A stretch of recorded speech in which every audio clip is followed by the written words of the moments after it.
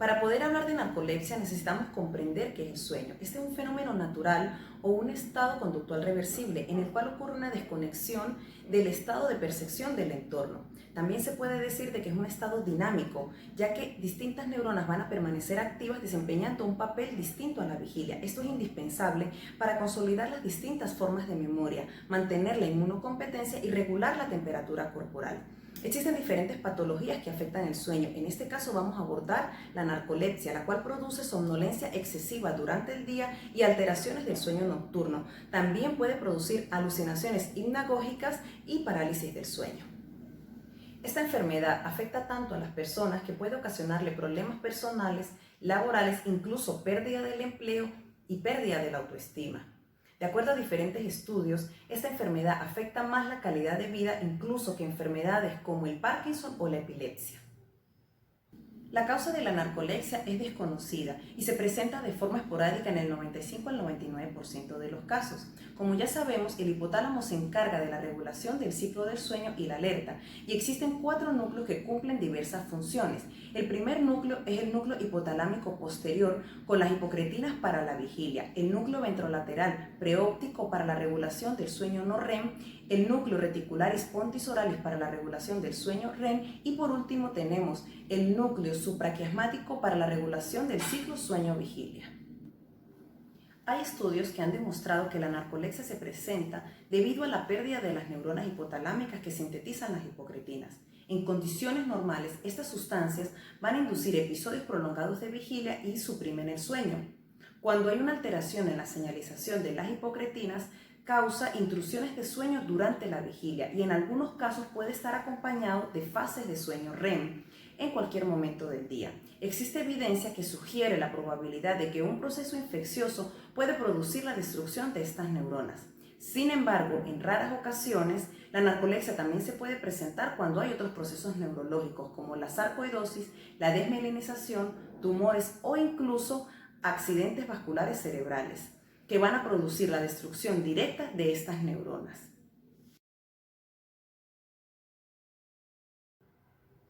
Los métodos para el diagnóstico y determinación de la severidad de la narcolepsia incluyen la realización de una historia clínica detallada y una serie de pruebas que van a confirmar el diagnóstico. Entre ellas vamos a tener la polisomnografía, el test de latencia múltiple del sueño y la medida en líquido cefalorraquídeo de la hipocretina 1. Estos métodos van a estar basados en los criterios diagnósticos de la narcolepsia según la clasificación internacional de los trastornos del sueño. La historia clínica a menudo nos va a aportar gran parte del diagnóstico.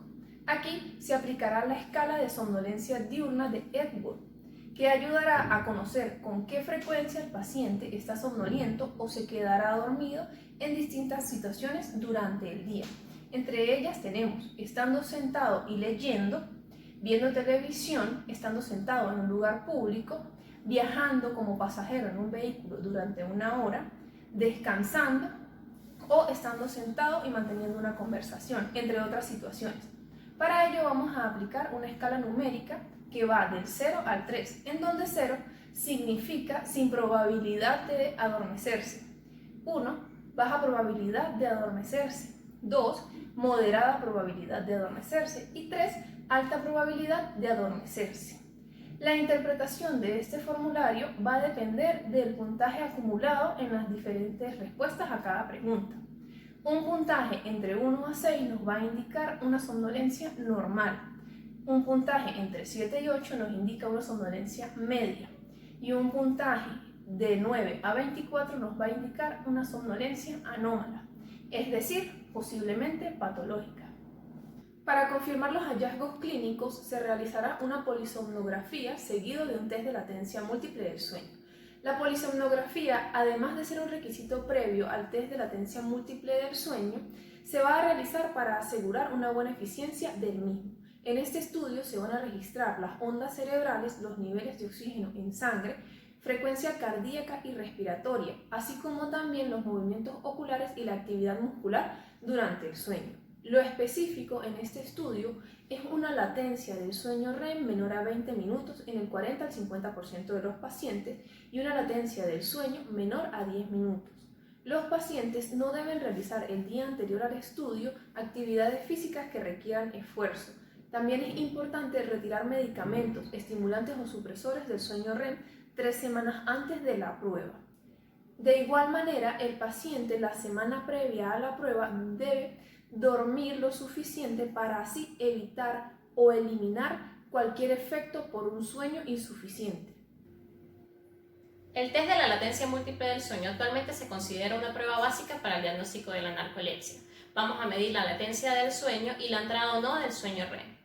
Consiste en 5 siestas de 20 minutos con intervalos de 2 horas y lo vamos a considerar patológico cuando la latencia del sueño es menor o igual a 8 minutos y tiene 2 o más entradas al sueño REM.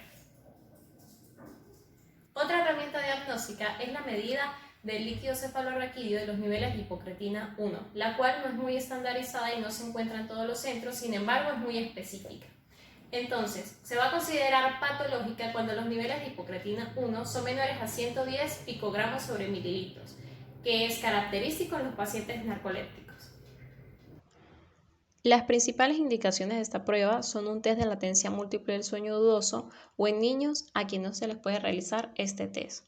En segundo lugar, los pacientes con diagnóstico reciente de narcolepsia con cataplejía con test negativos. Y en tercer lugar, pacientes en que no se puedan suspender los tratamientos psicotrópicos y fallos en el tratamiento. Con esta herramienta diagnóstica fue posible que se lograran establecer criterios diagnósticos para esta enfermedad y lo dividiremos según los 2 tipos que lo rigen actualmente. Narcolepsia tipo 1 y narcolepsia tipo 2. El paciente va a presentar hipersomnolencia, los ataques de sueño durante al menos 3 meses.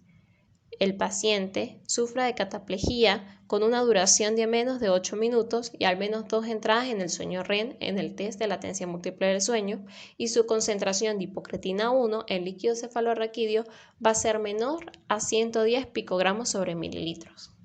Y en la narcolepsia tipo 2, el paciente presenta hipersomnolencia durante al menos 3 meses, la hipocretina no medidas o con valores superiores a 110 picogramos sobre mililitros y hay una ausencia de una explicación mejor para otros trastornos del sueño, medicaciones u otros procesos.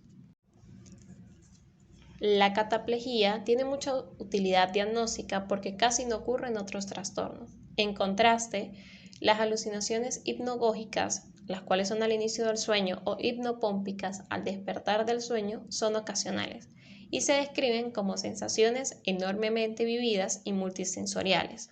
Estas pueden ser auditivas, visuales, táctiles y consisten en sensaciones de presencias extrañas. Así como también los pacientes describen una debilidad funcional definitiva, por ejemplo, un habla furfullante, como tartamudear o balbucear. El tratamiento de la narcolepsia es sintomático. La mayoría de pacientes con este trastorno suelen mejorar su estado de alerta después de dormir, por lo que se debe alentar a los pacientes a dormir las suficientes horas en las noches y tomar siestas en las tardes de 15 a 20 minutos. Estas siestas suelen ser suficientes en caso de narcolepsias leves. Sin embargo, en la mayoría de los casos se debe indicar tratamiento farmacológico para mejorar el estado de vigilia.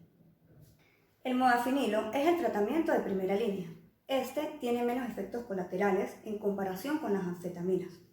Su semivida es relativamente prolongada. Una dosis de 200 a 400 miligramos en las mañanas es muy efectiva y su dosis máxima de 600 miligramos debe dividirse en 2 tomas diarias. Su principal mecanismo de acción puede ser la estimulación adrenérgica alfa-1, la interacción de los sistemas dopaminérgicos o la participación de mecanismos serotoninérgicos GABAérgicos a través del ácido gamma-aminobutírico.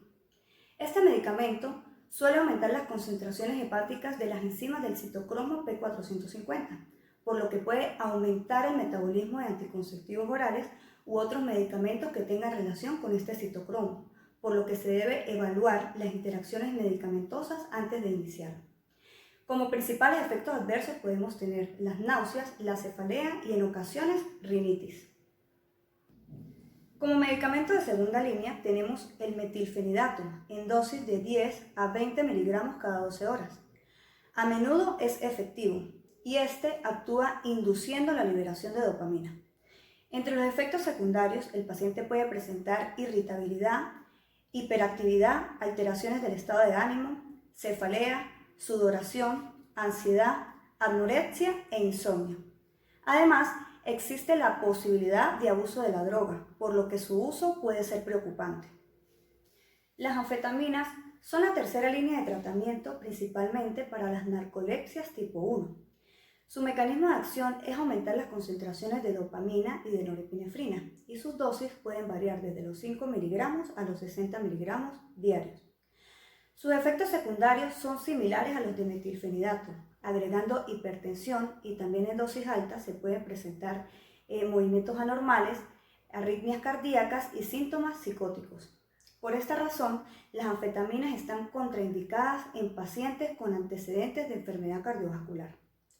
Aunque las anfetaminas son drogas que producen tolerancia y están también consideradas como drogas de abuso, en pacientes narcolépticos rara vez se produce adicción. Hola, les habla Levinson Ramírez. Continuando con la terapéutica, encontramos pacientes con cataplejía que se han visto que mejoran mucho con antidepresivos. Por ejemplo, los que aumentan el tono noradrenérgico o serotoninérgico, ya que estos fármacos suprimen el sueño REM y la cataplejía. Entre estos medicamentos tenemos a la venlafaxina y a la fluoxetina. Ambas varían sus dosis y suelen darse en la mañana, pero son efectivas. Los antidepresivos tricíclicos, como la clomipramina, son supresores potentes de la cataplejía, pero sus efectos anticolinérgicos incluyen la sedación, la celostomía, sudoración, estreñimiento, taquicardia, aumento de peso, hipotensión, dificultad miccional e, importante, hacen menos atractivos. Es importante que las personas con narcolepsia tomen en cuenta el riesgo de accidentes automovilísticos. Por lo tanto, algunas personas pueden optar por tomar un estimulante antes de conducir, manejar solo por periodos cortos o no conducir, el cual es el más recomendable. Con respecto al trabajo, las personas con narcolepsia pueden prosperar en entornos estimulantes como la enseñanza, ¿sí?, de recreación, pero en trabajo que no suele proporcionar un entorno agradable, requieren atención sostenida. Pueden ser una mala opción. La cafeína es un antagonista del receptor de adenosina. Las bebidas energéticas son a menudo estimulantes para combatir el sueño excesivo, pero presenta una eficacia limitada y produce algunos efectos secundarios que pueden ser perjudiciales. La educación, es decir, una orientación que venga impartida por el médico, siempre es necesaria para ayudar a los pacientes a reconocer y actuar contra los síntomas y para definir junto con el mismo médico los objetivos del tratamiento. Sobre el futuro del tratamiento de la narcolepsia encontramos 3 tratamientos. Dentro de estos aún están en estudios. Uno de ellos sería el tratamiento sintomático de modulación endocrina y transmisora. Estos serán agonistas selectivos de la histamina, antagonistas de la hormona liberadora de crecimiento, agonistas de gamma-hidroxibutirato y agonistas del ácido gamma-aminobutírico tipo B. Con el uso de los antagonistas del receptor histaminérgico de tipo 3, se evidenció una reducción de la somnolencia diurna en las evaluaciones subjetivas y objetivas, pero los síntomas específicos como la cataplejía, las alucinaciones y la parálisis al despertar no experimentaron cambio alguno. El principal selectivo agonista inverso del receptor de histamina es el pitolisant, el cual actúa en forma presináptica y activa las neuronas de histamina. Recientemente ha sido aprobado por la Agencia Médica Europea. Está disponible en Europa, pero no en los Estados Unidos. La dosis diaria inicial es de 10 miligramos y puede aumentar hasta 40 miligramos, administrándose una vez al día. Generalmente es bien tolerado con unos pocos eventos adversos que incluyen dolor de cabeza, náuseas e insomnio. El segundo tratamiento serían basados en la hipocretina, agonistas de la hipocretina y trasplantes celulares, orientados hacia la reducción de la hipocretina o incluso prevenir la pérdida de neuronas que contienen este neuropéptido. El tercer tratamiento de base sería el inmunitario, corticoides, inmunoglobulina 4 y la plasmaféresis. Con la hipótesis autoinmunitaria se ha sugerido que un tratamiento inmunosupresor de forma muy precoz podría parar la progresión de la pérdida de estas neuronas y creatinérgicas, principalmente cuando este puede ser irreversible. Aunque la experiencia de tratamiento con inmunoglobulinas en dichos casos ha tenido resultado muy variable. Con una mejoría subjetiva no se ha visto tan evidente con pruebas objetivas como el test de latencia múltiples del sueño o los valores normales de hipocretina 1 en el líquido cefalorraquídeo.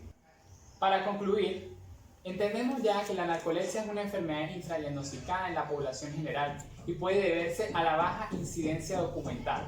La intención con este reporte es que tanto médicos de atención primaria como médicos especializados puedan abrir el conocimiento sobre esta patología y así lograr un adecuado abordaje clínico.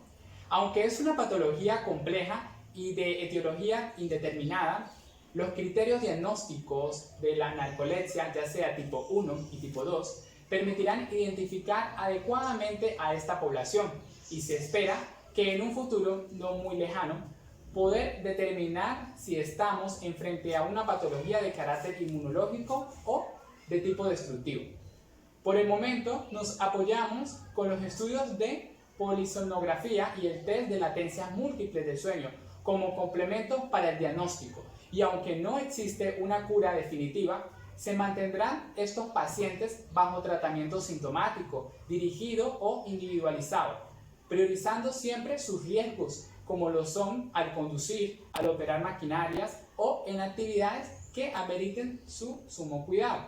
Con esto damos por concluido este tema de patología, como es la narcolepsia. Espero que haya sido de utilidad este video.